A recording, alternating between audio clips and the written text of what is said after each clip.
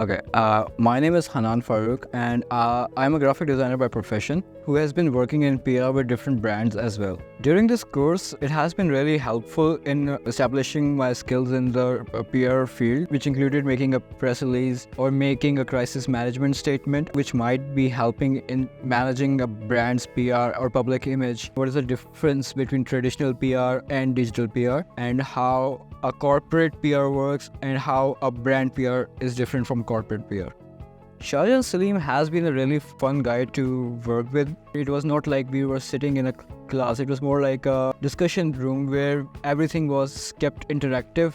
There was constant feedback from the class, there was constant feedback from Shahjahan towards the class. Basically, all the activities that we did in class were really useful in developing the specific skills. I would most definitely recommend this course to others, and as far to who I would recommend this to my class fellows who are looking to work in the communication field.